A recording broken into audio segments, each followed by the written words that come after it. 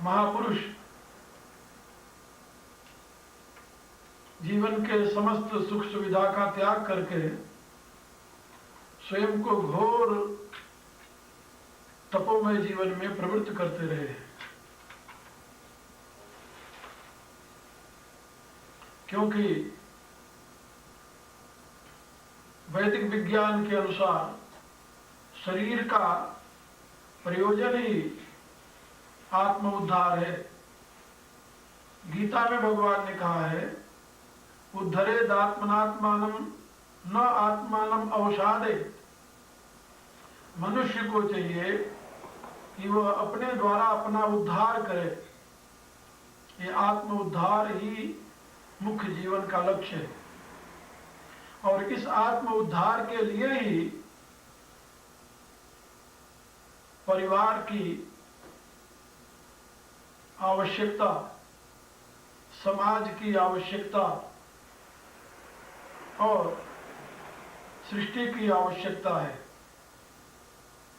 आत्म उद्धार के अभाव में इनका किसी का कोई महत्व नहीं है।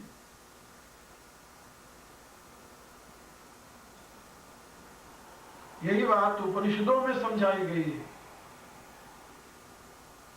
याज्ञवल्क्य मैत्रेयी से कहते हैं,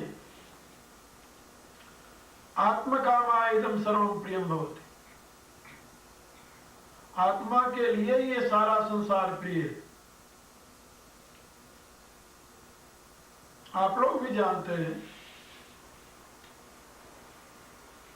उसी उपनिषद में बात समझाई गई है, स्त्री पति को पति के लिए प्यार नहीं करती, आत्मा के लिए प्यार करती है। पति स्त्री को स्त्री के लिए प्यार नहीं करता, आत्मा के लिए प्यार करता है। माता पुत्र को, पुत्र माँ को, मित्र मित्र को, दुनिया में जहां तक संबंध है सब आत्मा के लिए।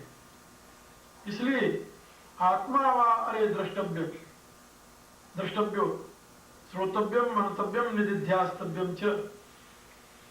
इसलिए वह आत्मा ही देखने योग्य है, जानने योग्य है, मनन करने योग्य है। आत्मा के अतिरिक्त और कोई ऐसा तत्व नहीं है जिसके लिए संसार की उपयोगिता सिद्ध होती हो।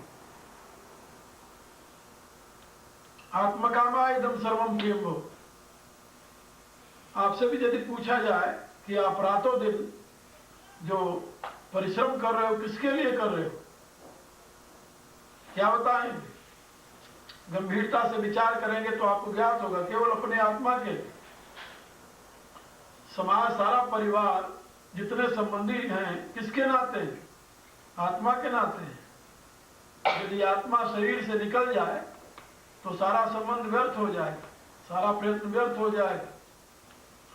जिस आत्मा के नाते सारा विश्व है, यदि अपने क्रियाओं से उसी का उद्धार नहीं हुआ, उसी को ही पतन में ढकेल दिया, तो प्रयोजन क्या सिद्ध होगा? इसलिए आत्म उद्धार सर्वोपरि लक्ष्य है जीवन का, ऐसा वेदांत और वैदिक शास्त्र कहता है। उस आत्म उद्धार के लिए ही सारा जगत का प्रयोजन है, परिवार का प्रयोजन है। परिवार के लिए आत्मा नहीं है, आत्मा के लिए परिवार है। जगत के लिए आत्मा नहीं है, आत्मा के लिए जगत है। ये सृष्टि का क्रम इसी प्रकार से है। इसलिए आत्म उद्धार मनुष्य का परम लक्ष्य है। और आत्म उद्धार के पश्चात उसके द्वारा लोकहित का संपादन, क्योंकि जिसने अपना उद्धार कर लिया है, जिसका उद्धार हो चुका है, जो अपनी आत्मा को इस संसार में डूबते से बचा लिया है, उसके परमाणु, उसके जीवन से प्रकट होने वाली लहरें, इन्वायरमेंट इस समाज को पवित्र करती है। उसके शरीर से प्रकट होने वाला सहज धर्म इस समाज को पावन बनाता है। और समाज की पवित्रता समाज को सतोगुण प्रदान करती है, जिससे दूसरे का भी हित होता है। आप लोगों ने सुना होगा कभी कभी अनुभव भी किया होगा, किसी व्यक्ति के पास पहुंच करके मन शांत होने लगता है, एक सात्विक सा सुख मिलने लगता है, एक अजीब प्रकार की अनुभूति होने लगती है, स्थिरता होने लगती है। और एक ऐसा व्यक्ति होता है जिसके पास जाकर के मन विक्षुब्ध हो जाता है और अशांत हो जाता है, ऊब होने लगती है। ये होता है कि भगवान यहाँ क्यों चला आया, यहाँ जल्दी उठ जाओ, ऐसा क्यों है?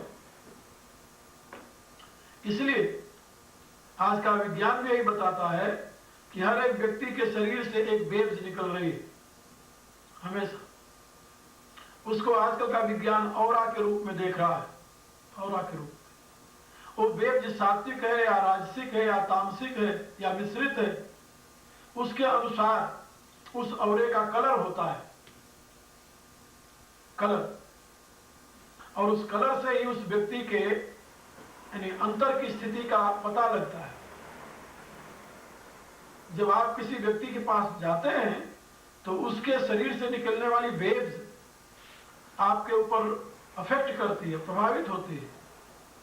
और जिस प्रकार की वेव्स उसके शरीर से निकल रही है, वैसे आपके सोचने का ढंग, विचारने का ढंग बनता रहता है, बन जाता है। इसलिए यदि व्यक्ति सात्विक है तो उसके पास बैठ करके शांति मिलती है, चाहता है दिल की हमेशा इसके पास रहो। और जब कहीं से विक्षोभ होता है या किसी से राजसिक व तामसिक वेव्स निकलती है तो दिल चाहता है कि नहीं, यहां हम गलत आगे नहीं आना चाहिए। ये सहज वृत्ति। तो जब एक सामान्य व्यक्ति की ये बात है तो जिन महापुरुषों ने अपने आप को ब्रह्मैक्य अनुभव कर लिया है, यानी परमात्मा के साथ अपने आप को जोड़ लिया है, उनके शरीर से जो वेव्स निकलेगी वो डिवाइन वेव्स होती है, वो परमात्मा से संबंधित होती है। और उस वेव्स के प्रवाह में जितनी दूर तक लोग बैठते हैं, रहते हैं, वो सब धीरे धीरे सात्विक होते जाते हैं। उनका चित्त धीरे धीरे निर्मल होता जाता है। चित्त की निर्मलता का लक्षण क्या है? लक्षण यह है कि संसार के आसक्ति से विरक्ति होने लगती है, अरुचि होने लगती है, जगत का मिथ्यात्व तो अनुभव में आने लगता है, शरीर नाशवान, दुनिया नाशवान, फिर उसकी पाप में प्रवृत्ति नहीं होती। यही कारण है कि सत्पुरुषों के संग में रहने वाला व्यक्ति पाप में प्रवृत्त नहीं होता।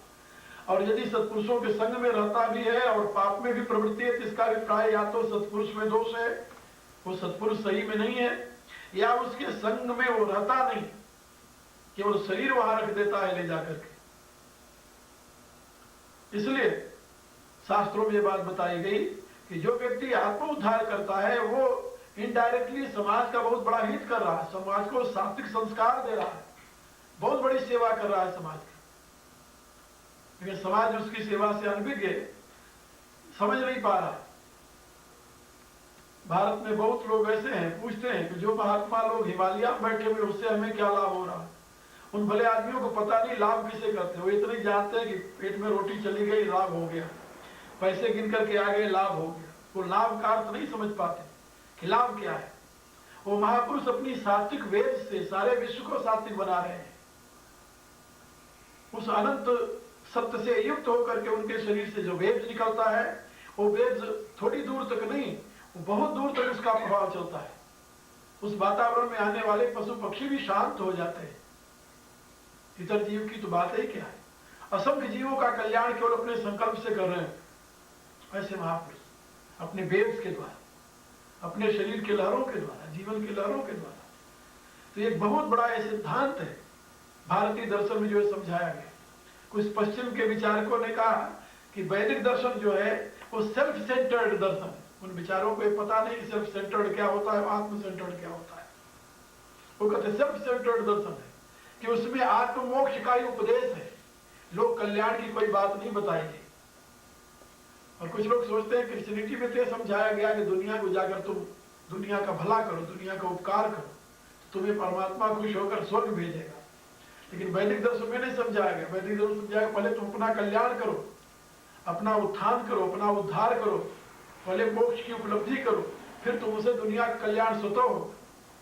यदि गंभीरता से विचार किया जाए तो सही में जीवन का कल्याण किसके द्वारा होता है? उनके द्वारा होता है या उनके द्वारा होता है जो स्वयं अभाव से पीड़ित है, और दुनिया को वो धर्म का रास्ता बताने के लिए चल पड़ा है, उससे दुनिया का क्या भला होगा? उससे दुनिया में राग पैदा होगा, द्वेष पैदा होगा, वैमनस्य पैदा होगा, भेद पैदा होगा, अनेक प्रकार की अशांति पैदा होगी, स्थिरता पैदा होगी। उनके द्वारा कन्वर्शन तो हो सकता है, लेकिन उसका कल्याण नहीं होने का। आप देख रहे हो, जिन लोगों ने दुनिया में धर्म के नाम पर कन्वर्शन किया है, उनके द्वारा कितना भला हुआ है मनुष्य जाति का। इतिहास पढ़िए, आपको पता चलेगा उन्होंने दुनिया का, मनुष्य जाति का, प्राणी का कितना भला किया है। अहित के सिवा उनके द्वारा कुछ नहीं हुआ। मनुष्यता का विनाश हुआ, उनके द्वारा विकास नहीं हो सका। क्यों नहीं हो सका? कि वो स्वयं आत्मनिष्ठ नहीं थे, वो स्वयं उस तत्व तक नहीं पहुंचे हुए थे, उनको स्वयं की अनुभूति नहीं थी। केवल सुनी बातों को दूसरे को समझाते रहे, ये स्वयं उसके अधिकारी नहीं थे। इसलिए उन्होंने बताया कि भगवान में विश्वास करो, लेकिन अपना स्वयं में भगवान में विश्वास नहीं था। इसलिए उनके द्वारा यह दुर्गति हुई, मनुष्यता की हत्या हुई, मनुष्य का सर्वनाश हुआ।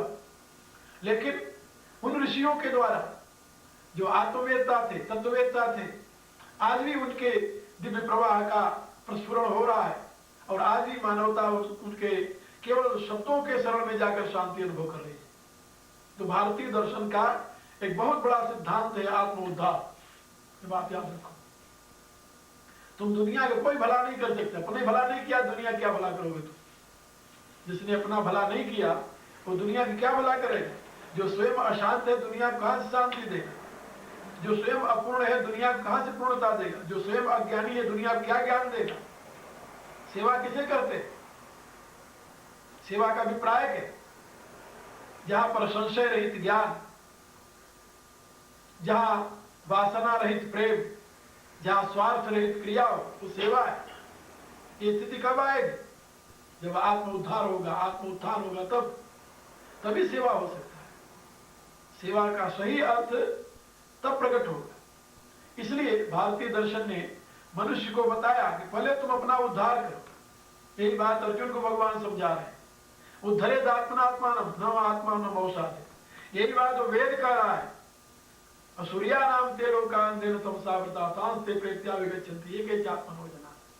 वो आत्महत्यारे हैं जो आत्म उत्थान नहीं किए, आत्म उद्धार नहीं किए। कुर्वन्नेवे कर्माणि जीविषेचितम स्वाम एवं तो ही नान्यते तो न कर्म लिप्यते नरे।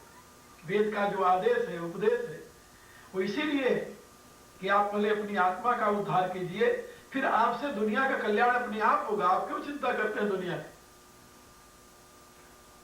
यदि आप आस्तिक हैं तो दुनिया की चिंता करने की आपको जरूरत नहीं है, कि आस्तिक होने के नाते आप ईश्वर को मानते हैं, और ईश्वर को अपने से तो समझदार मानते होंगे या कम समझदार मानते हैं? यदि वह ईश्वर आपसे ज्यादा समझदार है, वो आपसे ज्यादा जानता है, आपसे ज्यादा शक्ति भी रखता है, और आपसे ज्यादा जीवों का हितैषी है, तो वो स्वयं उसकी व्यवस्था करेगा, आप चिंता मत करें। लेकिन ये बात आज की दुनिया में कम समझ में आती है। तुलसीदास जी से पूछा गया कि आप ये रामायण किस लिए लिख रहे हो? उन्होंने ये नहीं कहा कि मैं दुनिया को रास्ता बताने के लिए लिख रहा हूं। उन्होंने कहा कि नहीं, स्वांत सुखाय तुलसी रघुनाथ गाथा भाषा निमंत मत मंजुल मात्र होती। कहा मैं अपने अंतर को सुख देने के लिए लिख रहा हूं। उसका परिणाम क्या हुआ? आज तुलसी की लिखी हुई रामायण करोड़ों को मार्गदर्शन दे रही है। और यदि तुलसी दूसरे को खुश करने के लिए कविता लिखते तो हजारों कवि भारत में हो गए, कविता लिख लिए, उनको कोई पूछने वाला नहीं है। साहित्य पढ़ने वाले भले हिंदी साहित्य के नाम पर उनकी कृतियां पढ़ते रहे, लेकिन उससे न तो दूसरे को प्रेरणा मिली है, न तो उनको उनके जीवन का कोई भला हुआ है। इसलिए मैं आप लोगों से कह रहा था कि भारतीय दर्शन की जो दृष्टिकोण है वो अपने आप में पूर्ण है और बिल्कुल यथार्थवादी है, अयथार्थवादी नहीं। भारतीय दार्शनिक पर सेवा का ढोंग नहीं रखता, वो स्पष्ट करता है कि आत्म उद्धार करना हमारा काम है। एक बार कुछ लोग विद्वान आपस में बैठे चर्चा कर रहे थे और उनका यह प्रश्न था कि भारतीय महात्मा लोग हिंदू धर्म को दुनिया में फैलाने का काम क्यों नहीं करते, उनमें लोग सेवा की भावना क्यों नहीं आई? तो मैंने उनसे कहा कि देखिए, भारत में जो महात्मा बनता है वो आत्मोद्धार के लिए बनता है, वो लोक सेवा के लिए नहीं बनता। लोक सेवा तो उसका साइड वर्क होता है, सेकेंडरी। उसका लक्ष्य होता है आत्मोद्धार। जो वेदांत का पुजारी है तुम्हारा पुजारी नहीं है, और तुम्हारे समाजशास्त्र का पुजारी नहीं। वो योग वेदांत गीता भागवत का पुजारी है। और गीता भागवत योग वेदांत आपको सिखाता पहले आत्म उद्धार करो। और जो आत्म उद्धार के लिए निकला हुआ है उसको क्या चिंता पड़ी है? दुनिया में हिंदू धर्म आ रहा, क्रिश्चियन धर्म आ रहा, ईसाई धर्म आ रहा, मुसलमान धर्म आ रहा, कौन धर्म आ रहा, उससे क्या लेना देना है? वो अपने आत्म कल्याण में निरत है। वो किसी का नौकर नहीं, किसी द्वारा अपॉइंटेड नहीं है, महात्माओं की यही वृत्ति है।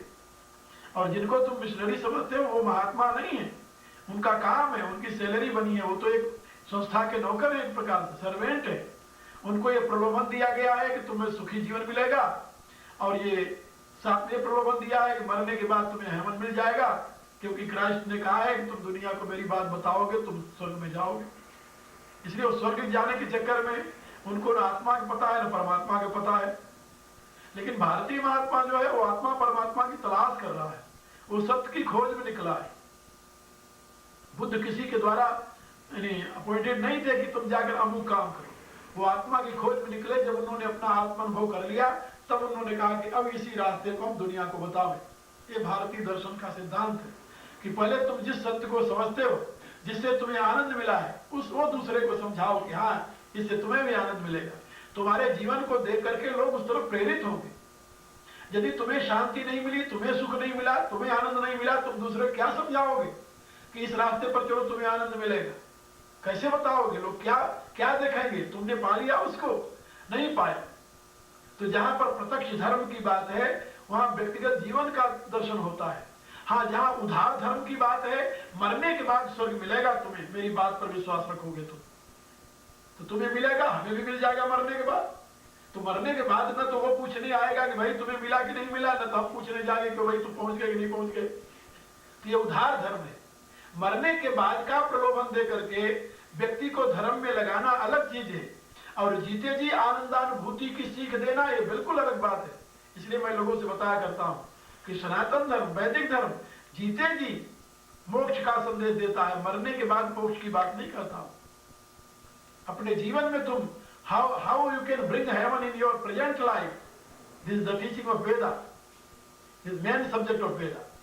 वेद आपको ये बताता है कि तुम जीते जी हेवन को, स्वर्ग को अपने जीवन में कैसे उतारो। इसलिए भारतीय दृष्टिकोण जीवन के प्रति बिल्कुल बिल्कुल भिन्न है। जो लोग वर्तमान के वातावरण से प्रभावित हैं वो उसकी यथार्थता को नहीं समझ पाते। वो इसी प्रपंच में लगे हुए हैं कि हम दुनिया की सेवा करें, दुनिया को उद्धार कर लेंगे, हम दुनिया को सही रास्ते पर पहुंचा देंगे, अपने चाहे गलत रास्ते पर हो, ये बात अलग है। ये मैं आप लोगों को बता रहा था। इस सिद्धांत के अनुसार हम भगवान मारुति के जीवन को देखते हैं, हमारे सामने वो आदर्श है। भगवान मारुति हमारे लिए आदर्श है, मानव मात्र के लिए आदर्श है। वो पहले अपने आप को प्रभु चरणों में समर्पित करते हैं, प्रभु का साक्षात्कार करते हैं। प्रभु का साक्षात करने से, प्रभु समर्पण होने से आत्म उद्धार हो जाता है। आत्म उद्धार के बाद अब वो सोचते हैं कि अब इसी रास्ते को हम दूसरे को बताएं। हमने राम की शरण ली, हमारा जीवन देखो कैसा है, अब तुम भी राम की शरण में आओ, तुम्हारा भी जीवन बनेगा। यदि भगवान मारुति का जीवन आप देखिए, इतिहास में ऐसा महापुरुष आपको कोई नहीं मिलेगा, कोई नहीं मिलेगा जहां किसी प्रकार की कोई डिमांड नहीं है, जहां किसी प्रकार की कोई संदेह नहीं है, जहां किसी प्रकार कोई वासना नहीं है। सारा जीवन उनका पूरा का पूरा लोकहित से, लोक सेवा से सराबोर है। दुष्टता का दमन, सज्जनता की रक्षा उनके जीवन का व्रत है। लेकिन कब व्रत हुआ जानते हो? जब उन्होंने स्वयं भगवान की शरणागति स्वीकार कर ली। तब राम प्रेम से अभिभूत होने के पश्चात उन्होंने वही रास्ता दूसरे को दिखाया। और उनके सन्निकट रहने वाला सुग्रीव है, जिसके साथ वो रहते हैं। पहले राम की शरण में आप जाते हैं, फिर राम को लेकर सुग्रीव के पास पहुंचते हैं और सुग्रीव से कहते हैं तुम भी इनकी शरणागति स्वीकार करो, मेरी गति तुम्हारी भी हो, तुम भी अभिरक्षित हो। ये उनका आदर्श है। तो तुलसीदास जी लिखते हैं कि जिस समय भगवान राम को हनुमान जी लेकर सुग्रीव के पास जाते हैं, तो वाल्मीकि रामायण में प्रसंग आया है कि एकाएक सुग्रीव के पास नहीं ले गए, उनको एक वृक्ष के नीचे बैठाया। मर्यादा को जानते हैं। फिर वो सुग्रीव के पास गए और कहा कि ये भगवान राम है, वह परमात्मा स्वयं राम रूप में अवतरित हुए, जिसके लिए आकाशवाणी हुई थी। अब तुम भी इनकी शरणागति स्वीकार करो, जल्दी चल करके इनके चरणों में अपने आप को समर्पित करो, ये तुम्हारी रक्षा करेंगे। इनके करकमल के आश्रित होकर तुम अभय हो जाओगे। फिर सुग्रीव जब सुनता है तो दौड़ करके आता है, प्रभु के चरणों में गिर जाता है। जब सुग्रीव राम कहूं देखा, जब वो भगवान राम को देखता है तो अपने जीवन को धन्य समझता है और सादर मिले नाई पदमा था, आकर प्रभु के चरणों में गिर जाता है। लेकिन प्रभु से तो हनुमान जी ने यहां प्रतिज्ञा किया है कि प्रभु आप उससे मैत्री कीजिए। वहां सुग्रीव को कहते हैं कि तुम उनकी शरण में चलो। देखिए कितना सुंदर नीति है। यहाँ भगवान से कहा है कि प्रभु आप सुग्रीव को मित्र बनाइए, और सुग्रीव से कहते हैं कि तुम प्रभु की शरणागति स्वीकार करो, तब तुम्हारा उद्धार होगा। तो हनुमान जी के निर्देशानुसार सुग्रीव तो प्रभु के चरणों में गिरता है, लेकिन प्रभु अपने वचन के अनुसार उसको उठाकर हृदय से लगाते हैं। इसलिए सादर मिलेऊ नाई पदमा था, भेटेऊ अनुज सहित रघुनाथा। प्रभु उसको उठाकर हृदय से लगाते हैं, बैठते हैं, हृदय से मिलते हैं। कब के मन विचार यह रीति, करी है विधि मोसन ये प्रीति। जब हृदय से लगाया तो सुग्रीव समझ गया कि अभी मेरे से प्रेम करेंगे, मेरे से मित्रता करेंगे। जैसा कल मैंने बताया था कि जिसको हम मित्र मानते हैं उसी को हृदय से लगाते हैं, जिसको छोटा मानते हैं उसको हृदय से नहीं लगाते, उसको तो आशीर्वाद देते हैं, सर पर हाथ रखते हैं। हमारे यहाँ प्राचीन काल में प्रथा थी सर सूंघने की, माथा सूंघने की, ये प्रथा थी। जिसको हम बड़ा समझते उसके चरण छूते हैं, ये प्रक्रिया है। तो यहाँ पर सुग्रीव कहता है करी है विधि मोसन ये प्रीति, तब हनुमंत उभय दिशि की सब कथा सुनाई।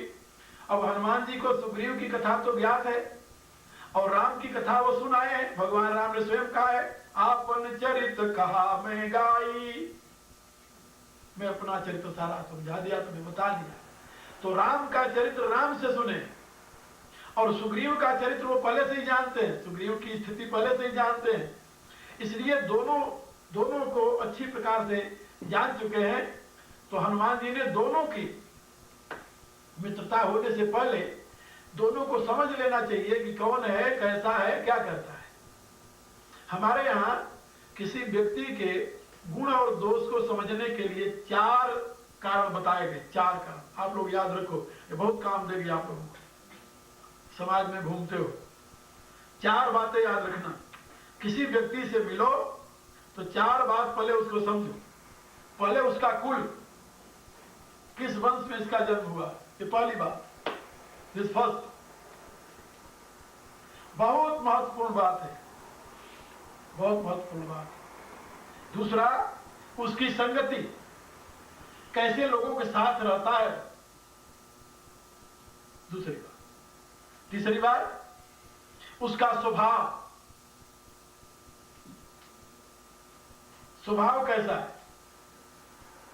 और चौथा, उसका रूप, शकल। तो शकल से, स्वभाव से, संगति से और कुल से, इन 4 से व्यक्ति की पहचान होती है। रामायण में बड़ा सुंदर प्रसंग है, बालकांड। भगवान राम सीता को देख करके विमुग्ध हो जाते हैं पुष्प वाटिका में, और उसी सायंकाल को जब वो संध्या वंदन करने जाते हैं तो पूर्णिमा का दिन है, पूर्व तरफ से चंद्रमा उदय होता है। तो चंद्रमा को देख करके भगवान बड़े प्रसन्न हुए, क्योंकि उनको लगा कि जैसे सीता जी का मुखारविंद है ऐसे चंद्रमा सुंदर शोभन है। लेकिन फिर भगवान ने विचार किया कि नहीं, ये चंद्रमा सीता की उपमा कैसे कर सकता है, सीता की बराबरी कैसे कर सकता है। प्राची दिशि, तुलसीदास लिखते हैं, प्राची दिशि शशि हुयौ सुहावा, सिय मुख सरिस देखी सुख पावा। बहुरी विचार कीन मन माही, सीय बदन समहिम कर नाही। फिर भगवान ने कहा कि नहीं, ये तो मैंने गलत उपमा दे दी, गलत बराबरी कर दी। कहा सीता, कहा ये चंद्रमा। कहा क्यों? कहा किसी व्यक्ति की पहचान तो चार से होती है ना, कुल, संग, रूप और स्वभाव। और इस चंद्रमा के ये चारों सीता से नहीं मिलते। अब भगवान विचार कर रहे हैं, चंद्रमा जन्म सिंधु, पैदा कहां से हुआ है? खारे समुद्र से। और सीता, वो तो विदेह की कन्या है। जन्म सिंधु, संग इसका पुण्यबंधु विष, इसका भाई विष है। जो चंद्रमा और विष दोनों निकले थे समुद्र मंथन से। और स्वभाव, स्वरूप क्या है? दिन मलिन, इसका स्वरूप ये है कि दिन में मलिन रहता है, रात में चमकता है। इसका प्रकाश तो आधे दिन का, यानी आधा है, पूरा नहीं है। और उसका कलंक, स्वभाव क्या है? कलंकी। तो दिन मलिन सकलंक, सिय मुख समता पाव किम चंद्र बापुरो रंक। कहे सीता की बराबरी कैसे कर सकता है? तो यहां पर यह बात बताई गई है कि जब भी किसी से तुम मिलो तो उसके तीन बातों को हमारे यहां जो विज्ञान है, जिसको ज्योतिष शास्त्र का एक अंग मानते हैं, फलित ज्योतिष जिसे कहते हैं, उसमें मनुष्य के शक्ल से उसके गुणों का अनुभव करने का विधान बताया गया है। मनुष्य की शक्ल से ये सारा शरीर विज्ञान, और भारत में प्राचीन काल में बहुत प्रचलित था। इसीलिए आप लोग को शायद पता नहीं होगा, पुराणों में इसकी बड़ी महिमा है।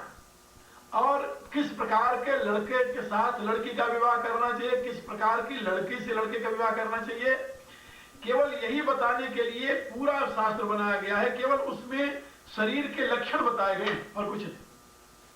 शरीर के लक्षण सारे, शरीर के अवयव, एक एक अवयव की उसमें व्याख्या की गई है, जिससे कि मनुष्य यह समझ सके कि यह शरीर विज्ञान जो है, शरीर जो है, आकृति जो है, ये कितना महत्व स्थान रखती है। उसको देख करके ही व्यक्ति के व्यक्तित्व का पता चल जाता है। कुछ लोग कहते नहीं, कई चीजें ऊपर से अच्छी लगती है, अंदर अच्छी नहीं होती। नहीं, ऐसी बात नहीं है। उसमें कुछ ऐसे लक्षण होते हैं। शकल माने ये नहीं होता कि वो गोरा है या काला है या नीला है या पीला है। वहां केवल ये देखना है उसके अवयव कैसे हैं, शरीर के अवयव लक्षण कैसे हैं। तो हमारे ज्योतिष शास्त्र में इसका बहुत सुंदर विवेचन किया गया है। रूप के द्वारा व्यक्ति के यानी गुण जानना। तो स्वभाव तो रूप से ही पहचाने जाते हैं। पहले ऐसा यानी ज्योतिष शास्त्र का विवेचन था, लोग विद्वान होते थे। इसीलिए आप लोगों ने सुना होगा, प्राचीन काल में ब्राह्मण जाता था वर ढूंढने लड़की के लिए। सुना है? ब्राह्मण और नाई, ये दो वर ढूंढने जाते, पुरोहित और नाई। क्यों? पुरोहित जो होता था वो विद्वान होता था शास्त्र का, वो लक्षण देखता था लड़की और लड़के की, तब उसके अनुसार वो शादी निश्चित करता था कि हाँ ये शादी हो सकती है, अन्यथा नहीं हो सकती। वहां गुण दोष का सारा विवरण था। लेकिन अब तो सारी बातें धीरे धीरे समाप्त हो गई। वो विज्ञान सारा जाता रहा। अब वही विज्ञान पश्चिम में चल रहा है। अब पश्चिम में विज्ञान आ रहा धीरे धीरे। यहां पर भी अब वो मनोविज्ञान के नाम से, शरीर विज्ञान के नाम से अमेरिका में, इन देशों में प्रचलित हो रहा है। आजकल भी लोग फेस रीडिंग करते हैं। क्या कहते हैं उसे? Face reading. फेस रीडिंग माने क्या? व्यक्ति की शक्ल को देख करके उसके अंदर की भावना को समझना, यही होता है फेस रीडिंग क्या हो। ये प्राचीन काल में भी था। व्यक्ति के कुल से एक बहुत बड़ी बात यह थी। अब यहां तो किसी के कुल किसी को मालूम ही नहीं है, तो यहां क्या काम बनेगा, यानी क्या समझेगा आदमी। इसीलिए धोखा खाता है, इसीलिए मित्रता नहीं होती, इसीलिए एक दूसरे से मिल नहीं पाते, संस्कार नहीं मिलते। तो हमारे यहां चार बातें बताई गई है। कुल, संग। संग भी बहुत बड़ी चीज है। कोई व्यक्ति किसी बुरे कुल में पैदा हो गया, या कुल का भी प्राय नहीं को ब्राह्मण, एक क्षत्रिय, एक वैश्य, एक शूद्र, ना, इससे कोई मतलब नहीं है। एक शूद्रा कुलीन हो सकती है, एक ब्राह्मणी कुलटा हो सकती है। क्या समझे? एक शूद्रा कुलीन हो सकती है, एक ब्राह्मणी कुलटा हो सकती है। यहाँ कुल का अभिप्राय वंश परंपरा है, रक्त परंपरा है। निष्ठावान नारी, निष्ठावान पुरुष, उसकी बात कही गई है। जाति की बात यहाँ नहीं है, कुल का बात जाति से संबंधित नहीं है। कुल धर्म अलग होता है, जाति धर्म अलग होता है, ये दोनों अलग अलग है। कुल धर्म अलग है, जाति धर्म अलग है। गीता के पहले अध्याय में ही इसका विवेचन किया गया है। जाति धर्मा कुल धर्मा सनातन, तो जाति धर्म अलग है, कुल धर्म अलग है। यहां पर बात कही कुल धर्म की है। कुल कैसा है, वंश कैसा है, उसके वंश में कैसे लोग हुए, उनकी आस्था कैसी रही है, तो ये बहुत जरूरी है इसको समझना। हम वाल्मीकि रामायण पढ़ते हैं, जब सीता को निशाचरियां धमकाती हैं, नंगी तलवार लेकर के उनके सामने यानी खड़ी हो जाती है मारने के लिए, और कहती हैं तुम रावण को पति रूप में वर्ण कर लो, तो सीता उनसे कहती है, अरे राक्षसियों, तुम्हें पता नहीं मैं किस कुल में पैदा हुई हूं? तुम यदि मेरे कुल को जानती तो मेरे से कभी ऐसी बात न कहती। तुम्हें पता है मैं किस कुल में पैदा हुई हूं? यदि तुम मेरे कुल को जानती तो मेरे से कभी ऐसी बात न कहती, क्योंकि जो किसी उत्तम कुल वाले को जानता है उसके लिए ऐसी बातें नहीं कहता। मैं मर जाऊंगी, तुम्हारी तलवार ही क्या है, बल्कि प्रज्वलित अग्नि में मुझे झोंक दिया जाए, वो मेरे लिए सह है, लेकिन परपुरुष का स्पर्श मेरे लिए असह है। ये नहीं हो सकता, मेरे जीते जी नहीं हो सकता है। और हनुमान जी जब कहते हैं सीता से कि मां तुम इतना अधीर क्यों होती हो, वाल्मीकि रामायण में आता है, हनुमान जी कहते हैं मां इतना अधीर क्यों होती हो तुम यदि ज्यादा घबराई हुई हो तो तुम मेरी पीठ पर बैठ जाओ, क्योंकि मैं तुम्हारा पुत्र हूं। तुम मेरी पीठ पर बैठ जाओ और यहां से मैं एक छलांग में तुम्हें ले चल के राम के चरणों में पहुंचा दूं, समुद्र पार जहां भगवान बैठे हुए, अभी मैं मिला देता हूं राम से। सीता कहती हनुमान देखो ये बात सही है, तुम राम के दूत हो और मेरे पुत्र के समान हो, इसमें कोई संदेह नहीं, लेकिन हनुमान एक बात मेरी सुनो, मैं जिस वंश की कन्या हूं, पर पुरुष का स्पर्श हमारे लिए वर्जित है। तुम मेरे पुत्र हो, पुत्रवत हो, फिर भी मैं तुम्हारा स्पर्श नहीं कर सकती। सीता कहती कि हनुमान मुझे रावण पकड़ करके ले आया, लेकिन उस समय मैं अबला असहाय थी, मैं क्या कर सकती थी? मैंने स्वेच्छा से रावण का स्पर्श नहीं किया, रावण ने जबरदस्ती मुझे पकड़ करके रथ पर बैठा कर ले आया, लेकिन मैंने स्वेच्छा से अभी तक किसी पर पुरुष का स्पर्श नहीं किया है, इसलिए मैं तुम्हारे साथ नहीं जा सकती। हमारा गौरव इसी में है कि भगवान राम को तुम ले आओ और वो इन दुष्टों का वध करके मेरा उद्धार करके यहां से ले जाए, उन्हीं में हमारे वंश का गौरव है, हमारे कुल का गौरव है। तो मैं आप लोगों को बता रहा था कि कुल का बहुत बड़ा महत्व है, वंश का बहुत बड़ा महत्व है, लोगों को इसी पर स्वाभिमान होता है। अब यहाँ के रहने वाले बेचारे किस कुल पर अभिमान करेंगे, कौन सा स्वाभिमान करेंगे? कोई माँ नहीं मिलेगी जो स्टेप मदर किसी की न बनी हो, कोई बाप नहीं मिलेगा जो स्टेप फादर न बना हो। यहाँ कौन सा कुल और कौन से वंश का स्वाभिमान होगा, जरा सोचो। मैंने एक पुस्तक लिखी है मानस महाकाव्य में नारी, वो केवल नारियों के लिए नहीं, पुरुषों के लिए भी पढ़ने योग्य है, और उसमें मनोवैज्ञानिक ढंग से मैं सारे सिद्धांतों को बहुत ही विस्तृत रूप से विवेचन किया। बड़ी मोटी पुस्तक है, 400-500 पेज की है, यहाँ है मेरे पास। वैसे वो पुस्तक पढ़ने योग्य है। मैंने अपने अब तक के सारे सिद्धांत उसमें व्यक्त किए हैं नारी पात्र के माध्यम से, मानस महाकाव्य में नारी। तो मैं आप लोगों को बता रहा था कि वंशगत संस्कार कैसे होते हैं, इसका अपना महत्व है। संघगत संस्कार कैसे होते हैं, इसका अपना महत्व है। स्वभावगत संस्कार कैसे होते हैं, इसका अपना महत्व है। और रूपगत संस्कार ये भी अपना महत्व रखता है। तो हनुमान जी ने दोनों तरफ के, राम के वंश, सुग्रीव के वंश, राम किस वंश के हैं जानते हो? सूर्य वंश के। राम का वंश हनुमान जी ने बताया कि सूर्य वंश के। सुग्रीव कौन है जानते हो? सूर्य पुत्र है। दोनों का वंश एक है। सूर्य पुत्र सुग्रीव है और सूर्यवंशी भगवान राम है, इसलिए दोनों का वंश एक है। वंश एक होने से दोनों निष्ठावान है। और संग, कुल के पश्चात संग का, तो हनुमान लक्ष्मण राम के संग में, और उधर हनुमान सुग्रीव के संग में। सुग्रीव कैसा व्यक्ति है उसका पता हनुमान से चलता है। हनुमान ऐसे जिसका साथी हो वो कैसा व्यक्ति होगा, जरा अनुमान लगाओ। अगर संग को देख करके आदमी को पता चलता है कैसे लोग इसके फ्रेंड हैं, इसके साथी कौन लोग हैं, तो साथी कौन लोग हैं इससे पता चलता है कि कैसी वृत्ति का होगा। तो सुग्रीव कैसा होगा इसका पता तो हनुमान से लगता है कि हनुमान जी सुग्रीव के साथ रहते हैं, उनके सखा भी है, मंत्री भी। बाली इतना महान बलवान था, विद्वान था, सब कुछ था, लेकिन उसको भगवान ने मित्र नहीं बनाया। और सेवरी ने यह नहीं कहा कि तुम जाओ वाली से मिताई कर लो, नहीं कहा, सुग्रीव से मित्रता करने के लिए कहा। क्यों? इसलिए बाली का मित्र कौन है जानते हो? रावण। बाली ने मित्रता की है रावण से, रावण मित्र है बाली का। हमारे यहाँ नीति शास्त्र के अनुसार बाली के वध का एक भी कारण था, रावण से बाली की मित्रता थी, संधि थी। और वाल्मीकि रामायण में आया है कि उसी प्रकार से बाली रावण की संधि हुई थी जिस प्रकार से अग्नि की साक्षी देकर के राम और सुग्रीव की हुई। और उस मित्रता के साथ वहां पर प्रतिज्ञा हुई थी कि मेरा शत्रु तुम्हारा, जैसे भगवान राम यहाँ पर कहते हैं सुग्रीव से, मेरा शत्रु तुम्हारा शत्रु, मेरा मित्र तुम्हारा मित्र होगा। आज से हम तुम्हारे के शरीर दो हैं लेकिन आत्मा आज से एक है।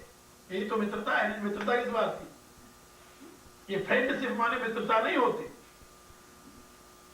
एक संत थे, भारत के बड़े अच्छे संत थे, तो कहा करते थे कि दोस्त उसे कहते हैं जहां दो के अस्तित्व एक में मिल जाए। जहां दो का अस्तित्व एक में मिल जाए उसे दोस्त कहते हैं। तो संग किसका है? यहां पर हनुमान जी साथी हैं सुग्रीव के, और लक्ष्मण संग है राम के। दोनों का संग देखिए, दोनों का वंश, दोनों का संग, और दोनों का रूप। एक सूर्य पुत्र है, उसका भी रूप अपना है, और एक सूर्य वंश में उत्पन्न हुए भगवान राम के रूप की विशालता क्या कही जाए। और स्वभाव, स्वभाव दोनों का गुण मिलता है, स्वभाव मिलता है, तभी तो मित्रता होती नहीं हो क्यों। तो यहां पर हनुमान जी ने तब हनुमंत उभय दिशि की सब कथा सुनाई, पावक साखी दे कर जोरी प्रीति दृढ़ाई। तो दोनों की पहले तो उनको दोनों के पूरी कहानी सुनाई, उनका स्तर सुनाया, कैसे पीड़ित है ये बताया, और उसके बाद में अग्नि को साक्षी रखा। अग्नि को साक्षी क्यों रखा? हमारे यहाँ जो जिस इंद्रिय का देवता है वो उसी का प्रभुत्व का प्रतिनिधित्व करता है, ऐसे आप समझ लीजिए। तो वाणी जो है, वाणी का देवता कौन है? अग्नि।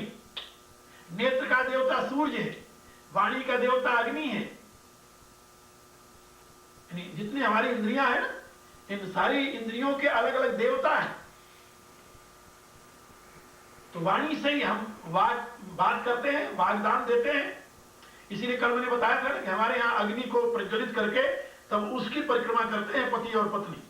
तो वहां पर वाग्दान है ना, बात ही तो कहते हैं कि आज से तुम मेरे पति हो। वो वेद मंत्र बोलता है कि तुम अब बोलो, लड़की से कहता है कि तुम ये कहो, लड़के से कहता है तुम ये कहो, वहां वाग्दान है। और क्या है?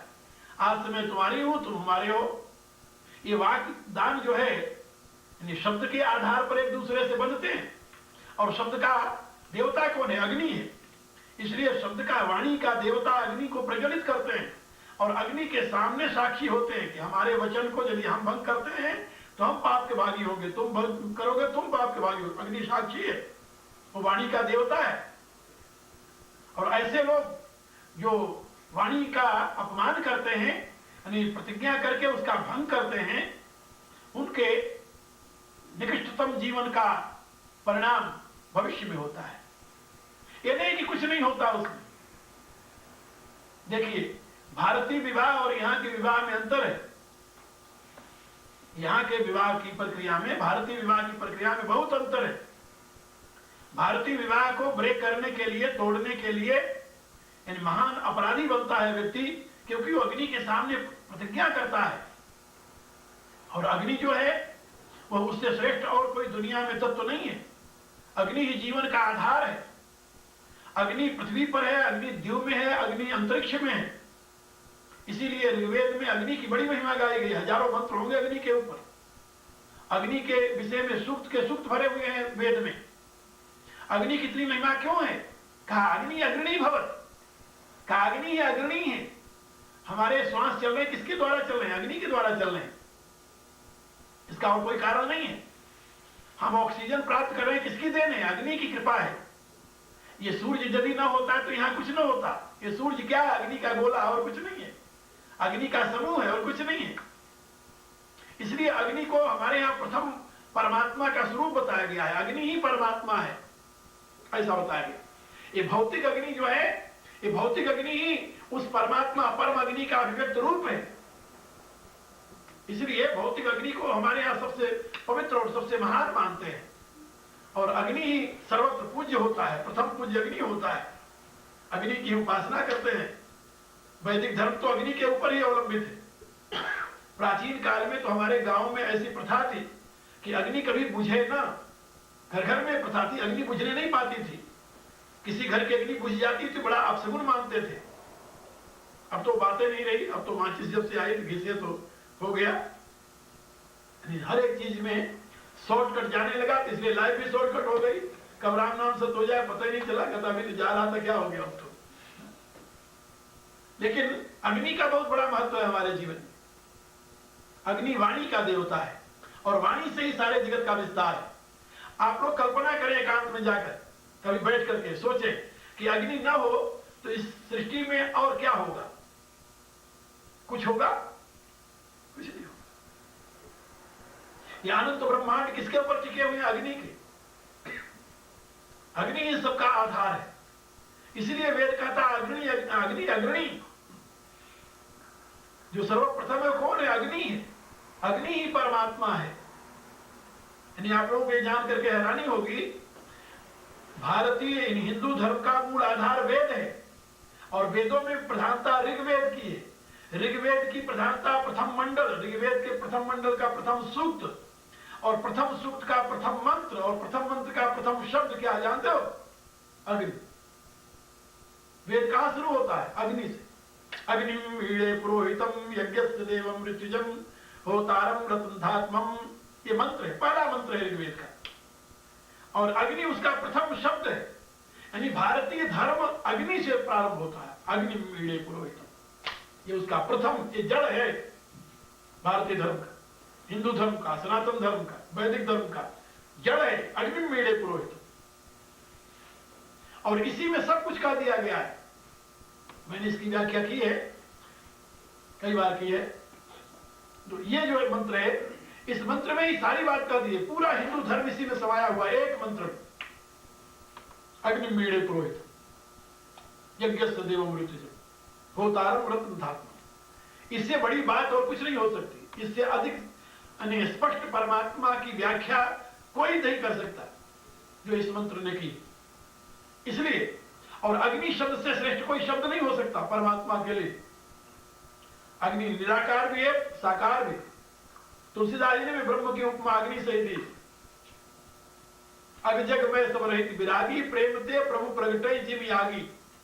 जैसे अग्नि निराकार है, लेकिन निराकार अग्नि तुम्हारा कुछ नहीं बना सकती जब तक कि उसे साकार रूप में प्रकट न करो। ऐसे परमात्मा निराकार है, वो निराकार परमात्मा तुम्हारा कोई कल्याण नहीं कर सकता जब तक उसे साकार न करो।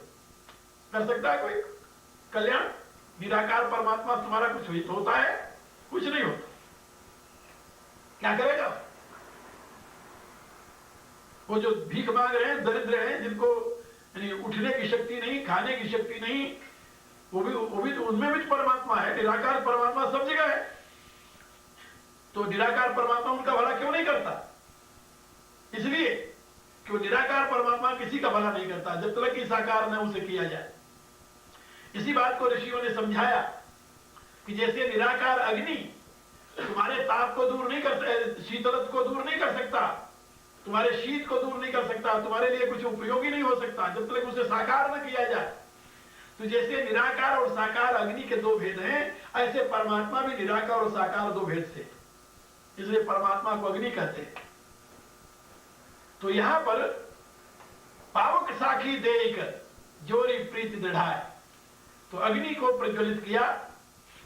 और वाल्मीकि रामायण में आता है कि हनुमान जी लकड़ी ले आते हैं, वहां पर रगड़ करके अग्नि मंथन करते हैं, अरणि मंथन करते हैं, अरणि मंथन करके अग्नि प्रज्वलित करते हैं।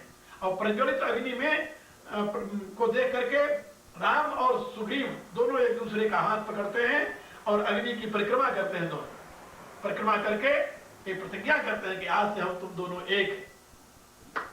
ये हमारे यहां मित्रता की प्रक्रिया भी उसी प्रकार से थी और उस मित्रता को अटल समझते थे। अब तो बात की रह गई। तो यहां पर तुलसीदास जी ने उसी वाल्मीकि के इस भाव को थोड़े शब्दों में व्यक्त किया है कि तब हनुमंत उभय दिश की सब कथा सुनाई, पावक साखी देकर जोरी प्रीति दृढ़ाई। जोरी प्रीति दृढ़ाई यानी उनके प्रीति को बिल्कुल मजबूत करके जोड़ दिया, एक कर दिया है। एक बात और इस दोहे में हमें ज्ञात होता है कि किसी से मित्रता करने से पहले उसकी आदि बुनियाद तुम समझ लो। बिना समझे यदि मित्रता करते हो या बिना समझे यदि किसी से तुम दोस्ती करते हो, बिना समझे यदि तुम किसी के प्रति समर्पित होते हो, तो तुम्हारा अज्ञान हो सकता है भविष्य में तुम्हारे लिए दुख का कारण बन जाए। इसलिए पहले उसे समझो, जानो, उसकी अर्थ और इति को समझ करके फिर उसके साथ मित्रता करो। यहां पर ये बात समझाई गई है। इसीलिए हनुमान जी ने दोनों पक्षों के पहले अर्थ से इति तक पूरी कहानी सुना करके और फिर अग्नि की साक्षी में दोनों की मित्रता की। और इस मित्रता में क्योंकि अग्नि की साक्षी में हुआ है, इसलिए तुलसीदास जी कहते हैं क्रीन प्रीत कछ बीचन राखा। ऐसा प्रेम, ऐसा मैत्री हुई कि अब वहां पर बीच माने भेद नहीं है, छुपाव नहीं है। बीच राखा माने कोई छुपाव नहीं रहा, एक दूसरे के सामने बिल्कुल ओपन खुला जीवन हो गया एक दूसरे का। कीन प्रीत कछ बीचन राखा, लक्ष्मण राम चरित सब भाखा। फिर बाद में लक्ष्मण ने राम के चरित्र का वर्णन किया। कहा पहले हनुमान जी ने कथा सुनाई थी, वो पूरा चरित्र नहीं था। बोले नहीं, वो पूरा चरित्र नहीं था। हनुमान जी ने तो केवल इतना सुनाया जितना कि उन्होंने सुना था। कितना सुना था? भगवान राम ने उनको बताया था। कौशले दशरथ के जाए, कुल उनका बताया कि ये सूर्यवंशी कौशलेंद्र के पुत्र हैं और पिता की आज्ञा से हम पितु वचन मानी बन आए। पिता की आज्ञा का पालन करने के लिए इन्होंने अपना राज्य छोड़ दिया और वन को चले आए। कितना महान आदर्श है। और आने पर राम नाम लक्ष्मण दुई भाई, इनका नाम राम है, इनका नाम लक्ष्मण है, दोनों सगे भाई हैं। संग नारी सुकुमारी सुहाई, इनके साथ में इनकी धर्मपत्नी थी, सुकुमारी नारी सीता थी। यहाँ हरि निश्चर वैदेही, वन में आकर इनकी पत्नी को राक्षस ने हर लिया। इतनी कथा हनुमान जी सुने थे और इतनी कथा उनको सुना दिया। लेकिन अब लक्ष्मण ने लक्ष्मण राम चरित सब भाखा, यहां पर लक्ष्मण ने राम के पूरे चरित्र को बताया। पूरा चरित्र कहां शुरू होता है? बाल्यकाल से विश्वामित्र के साथ जाकर जिस प्रकार से ताड़का का वध किया, सुबाहु का वध किया, मारीच का वध किया, ये सारा का सारा वहां से किस प्रकार से जही जही भात दीन बन राम, इससे पहले सीता को प्राप्त कैसे किया, धनुष भंग की कथा, यानी पूरा रामायण, यानी अब तक की पूरी राम की महिमा से युक्त शंकर जी का धनुष तोड़ करके किस प्रकार से सीता को ब्याह, किस प्रकार से माता पिता की आज्ञा पालन करने के लिए छोटे भाई के लिए राज्य का त्याग किया, जंगल में आकर किस प्रकार से इन्होंने असुरों का वध किया। क्योंकि राम ने यह नहीं बताया था कि मैंने खरदूषण का वध किया है, मैंने कबंध का वध किया है, मैंने विराट का वध किया, ये राम ने नहीं बताया।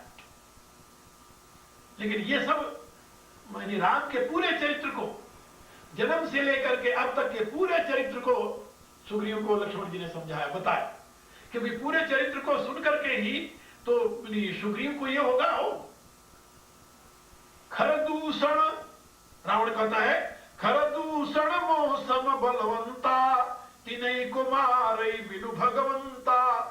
खरदूषण त्रिशुला का वध करने वाला कोई सामान्य व्यक्ति होगा? कोई सामान्य व्यक्ति नहीं हो सकता। राम ने नहीं बताया था कि हमने खरदूषण का वध किया है, ये तो लक्ष्मण ने बताया। पूरा राम के पूरे चरित्र को कीन प्रीत कछ बीचन राखा लक्ष्मण राम चरित शब भाखा। तो लक्ष्मण ने पूरा रामचरित्र बताया, जन्म से लेकर के अब तक की कथा। भगवान के चरित्र को सुन करके सुग्रीव का हृदय गदगद हो गया, हृदय भर आया और सुग्रीव प्रतिज्ञा करता है भगवान से, प्रभु आप बिल्कुल चिंता न करें, मैं अपनी पूरी शक्ति लगाकर सीता माता की खोज करूंगा। भगवान के सामने कृत संकल्प होकर के सुग्रीव सीता माता की खोज के लिए प्रतिज्ञा करता है। और साथ ही जब पूरी कथा सुनता है तो उसके ध्यान में एक बात आती है और वो भगवान से कहता है कि प्रभु मंत्री न सहित यहाँ एक बारा बैठी रहूं कछु करत विचारा गगन पंथ देखी मैं जाता परबस परी बहुत बिल पाता राम राम हा राम पुकारी। जब बताया इनका नाम राम है तो उसे याद आ गया कि उस देवी ने तो ऐसे पुकारा था, राम राम हा राम पुकारी हमें देख दीने पटडारी। सुग्रीव ने कहा प्रभु एक दिन मंत्रियों के साथ मैं इसी ऋषमुख पर्वत पर बैठा हुआ था, देखा आकाश मार्ग से कोई राक्षस किसी नारी को जबरदस्ती ले जा रहा था और उसको जब मैंने देखा तो उस नारी राम राम हा राम कह करके विलाप कर रही थी और उसने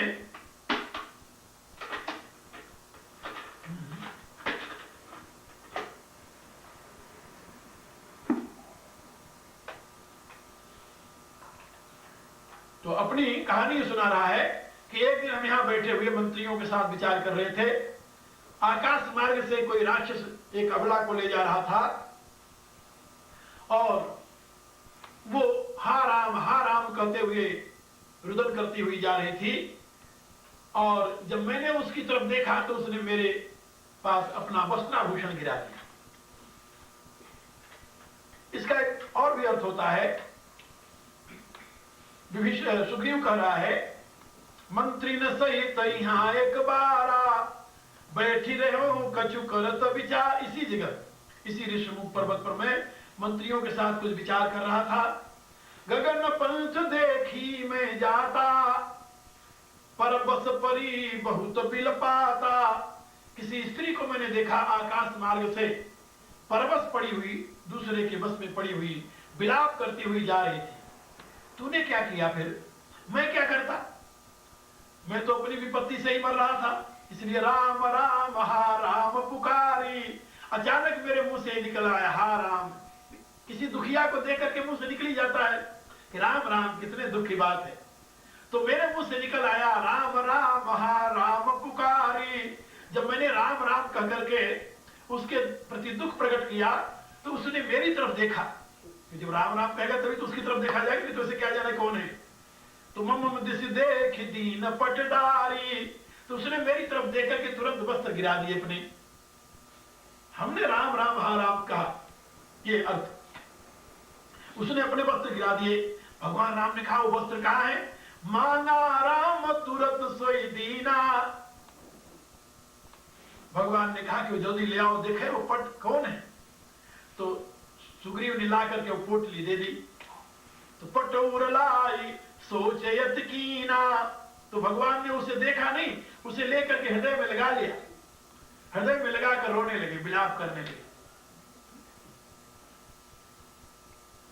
यहां पर एक बहुत अच्छी बात, बड़ी अच्छी घटना है, हनुमान नाटक में लिखी हुई। भगवान ने पहले उस वस्त्र आभूषण को लिया, रोने लगे, रोते हुए फिर बाद में एक एक करके उसको खोल करके देखने लगे। देखते हुए उन्होंने लक्ष्मण से पूछा कि भैया लक्ष्मण, ये देखो तो, ये तुम्हारी भाभी के ही वस्त्राभूषण है।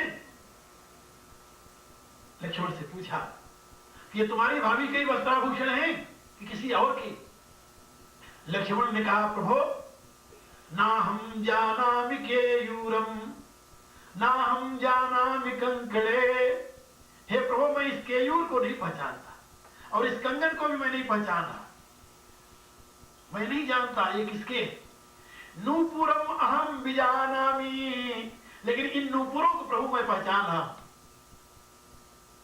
नित्यम पादाभिवंदनात्, तुम इनको क्यों नहीं पहचानते? कंकड़ को, केयूर को, इनको तुम नहीं पहचानते? बोले नहीं प्रभु, क्योंकि मैंने माता की तरफ कभी हाथ उठाकर देखा ही नहीं।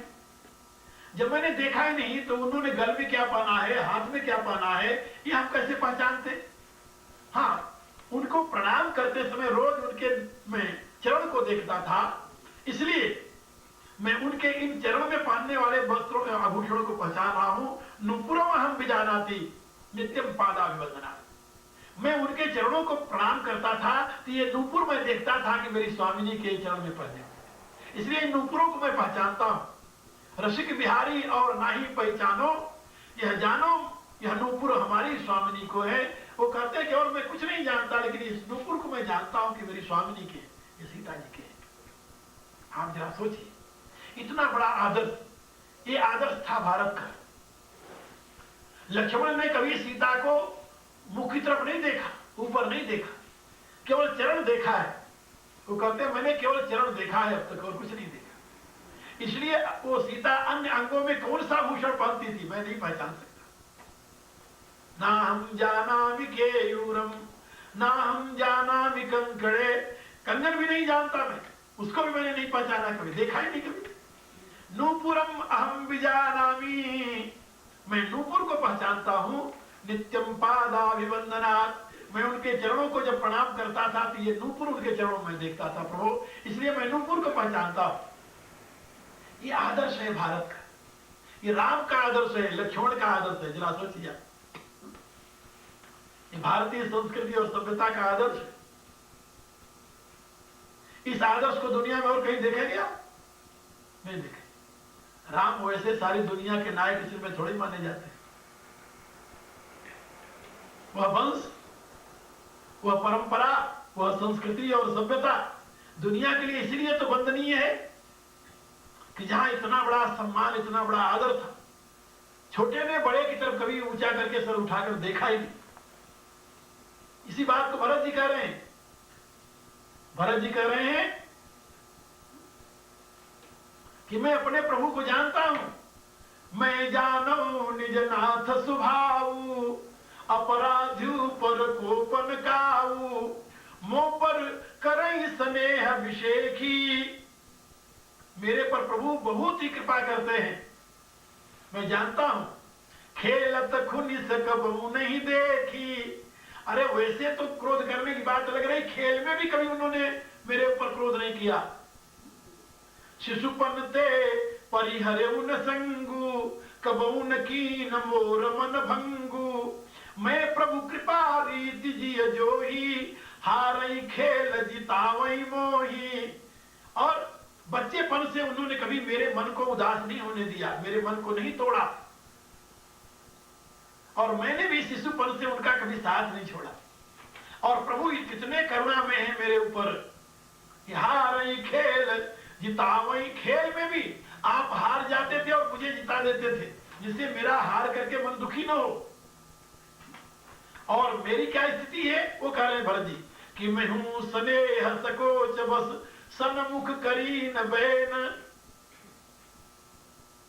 दर्शन तृप्त न आजु लगी प्रेम पियासे नैन।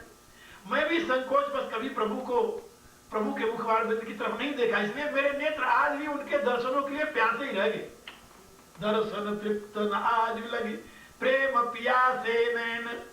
मैंने कभी उनकी तरफ देखा नहीं सर उठाकर, इसलिए आज भी मेरे नेत्र उनके दर्शनों के लिए प्यासे ही रह गए। मैंने देखा नहीं कभी, हिक भर करके मैंने नहीं देखा प्रभु के मुखार बिंद को। आप जरा सोचिए, ये बड़े भाई के प्रति छोटे भाई का व्यवहार रहा है, वो भाभी के प्रति देवर का व्यवहार रहा है। कितना आदर्श वह जीवन था उस वंश का, उस धर्म के अनुयायियों का, उन महापुरुषों का।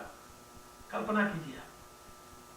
इसी बात को यहां पर तुलसीदास जी व्यक्त कर रहे हैं। कीन प्रीत कछ बीचन राखा, लक्ष्मण राम चरित शब भाखा, कह सुग्रीव सुनौ रघुबीरा, तजौ सोच मन आनौ धीरा। सुग्रीव कहता है प्रभु आप सोच का त्याग करें, हृदय में धैर्य धारण करें, मैं सब प्रकार से वही सेवा करूंगा जिससे जानकी माता आकर के आपको मिल जाए। सब प्रकार करी हम सेवकाई, जही विधि मिलई जानकी माई। जिस प्रकार से सीता माता का दर्शन होगा हम उस सब प्रकार से आपकी सेवा करेंगे। सब प्रकार में यानी हर एक प्रकार से, किसी भी प्रकार से सीता जी मिले वो मैं काम करूंगा। अब भगवान राम ने पूछा आगे कि अब तुम अपनी बात बताओ, हमारी शादी हो गई, तुम अकेले क्यों रहते हो वन में? कारण कौन बसो वन कहो सखा सुग्रीव, कि हमें तो वनवास मिला था पिता के द्वारा, तुम्हें किसने वनवास दिया है? अब तुम अपनी कथा बताओ। यानी मेरे कहने के प्राय कि हनुमान जी ने राम को प्राप्त करके उनके चरणों में स्वयं को समर्पित करके फिर लोकहितार्थ जन कल्याणार्थ सुग्रीव को प्रभु के चरणों में समर्पित कराया और उससे मित्रता की, आगे की राम कथा का सूत्रपात किया।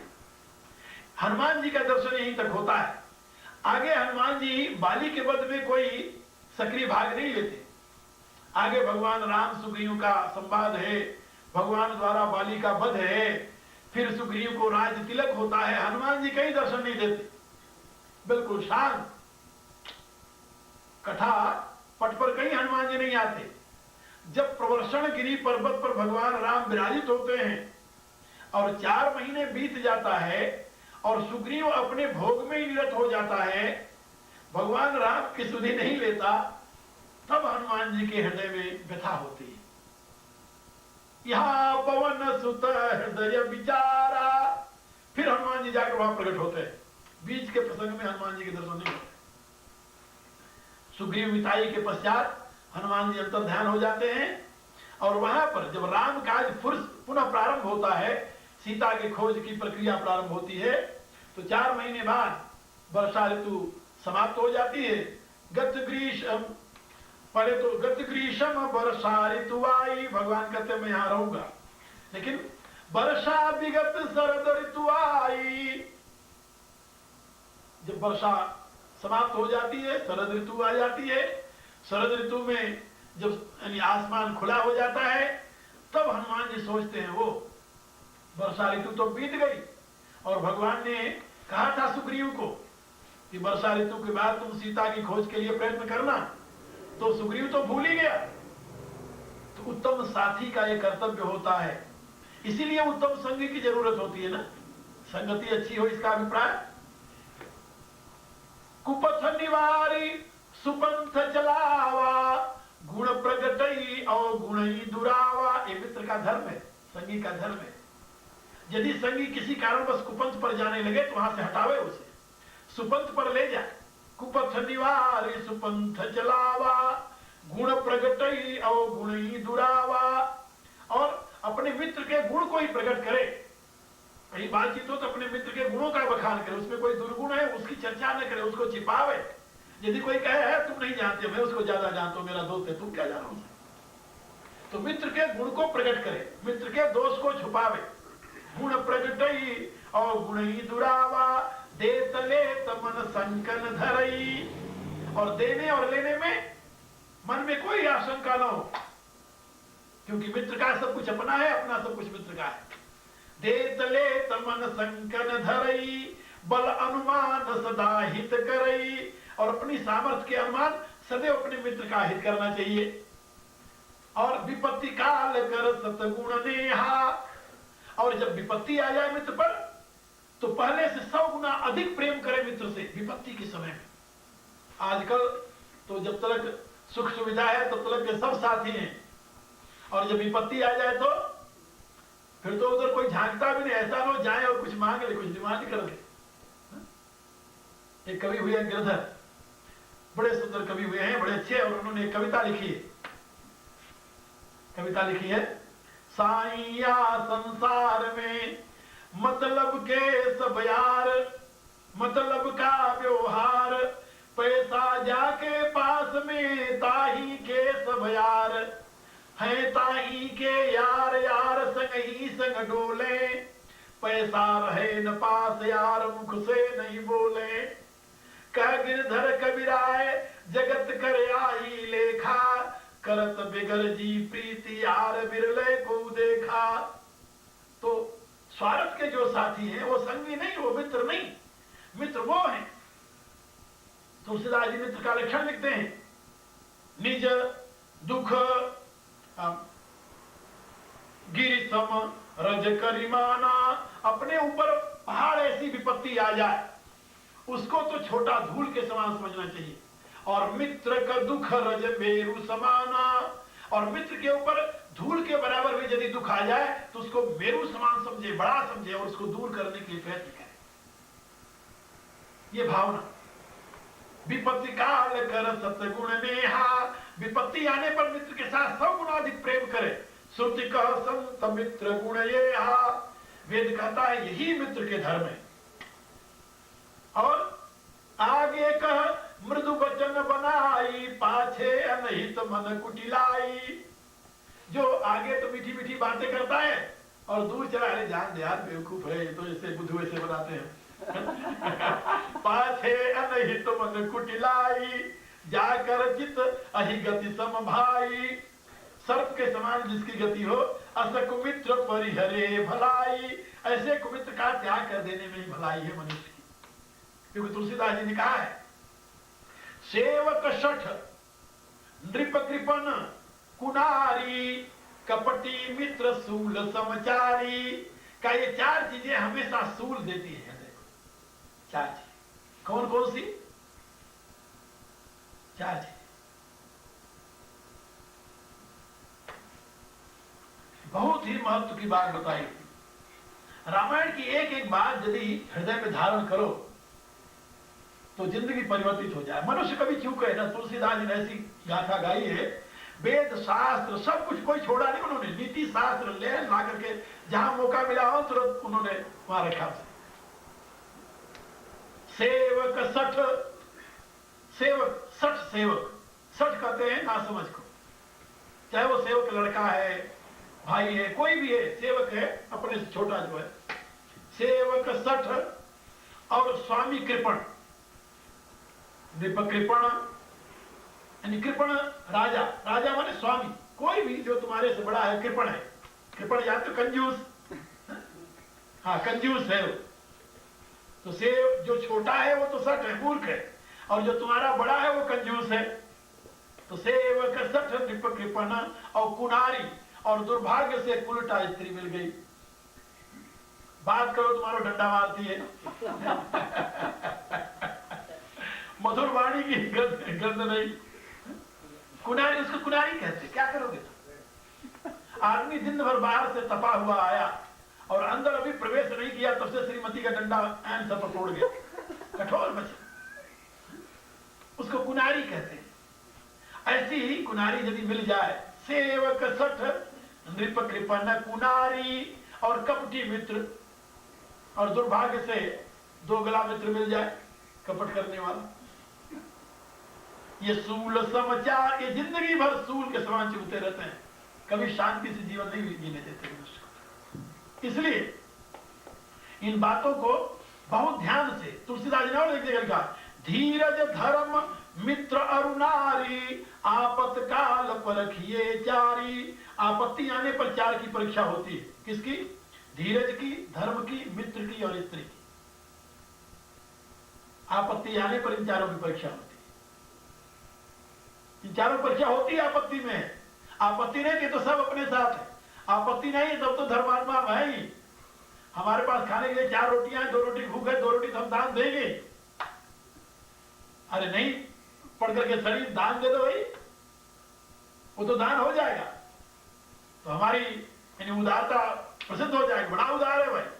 लेकिन जब 2 रोटी अपने पास है और भूख 4 रोटी की है और कोई आ गया भिखारी, उसमें से एक को देनी पड़े, तो